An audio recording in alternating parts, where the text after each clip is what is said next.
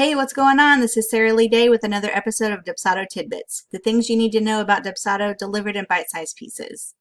Lately, we've been talking about the different building blocks that are available in the different form types, and we've been covering the different special blocks. And today we're going to wrap up with the last two special building blocks, one that's available only in proposals and one that's available only in lead captures. So let's take a look.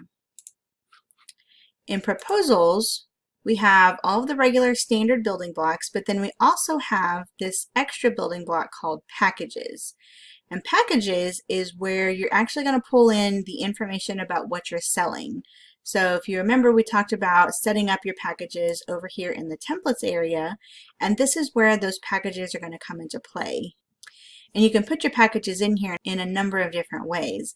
You can have it as a select button that they click on to select that item, or you can add it as a checkbox item. Just depends on how you want to lay out your proposal and how you want that information to be displayed to your client. Now you can also set this up with no kind of selector, no button, no checkbox, and just the package information as a default. And that information, if you have it pre-selected in the settings, will automatically be applied to the proposal, to the invoice, and there's not a way for your client to actually deselect that. That'll just be part of their base package. And this is a building block that is only available in the proposal form type. So make sure when you're building that out and building out that information that you keep in mind, if you need to include these packages, this package information, you need to use the proposal template. Now, if this package information has been added to an invoice, you can still use invoice smart fields to pull the pricing and the package information from the invoice.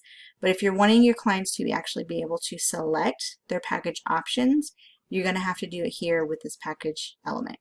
Now, the other special building block that we need to cover is only available in lead capture forms. And that building block is this workflow.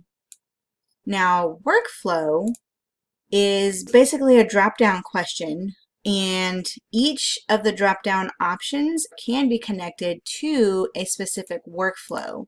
So depending on the answer to the drop-down question in the lead capture, if they select one of these answers, then it's going to trigger a specific workflow. So if they select headshots, it will trigger the lead capture option 1 workflow.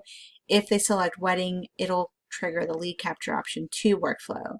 And this is a really, really powerful element to have on your lead capture form when people are telling you that they're interested in your services, because you can have different workflows set up for different service types. For example, I have a couple of different services that I offer.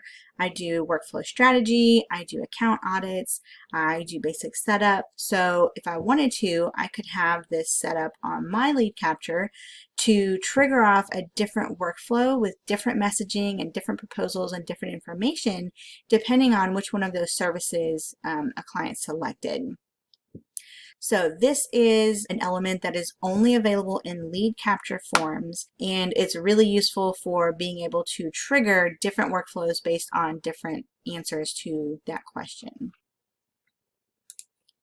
All right, and that's it for today's tidbit. For more information about receiving updates, requesting future episodes, or getting help with your own Dubsado account, take a look at the links in the description below this video or visit sarahleeday.com. Thanks for watching. Have a good one.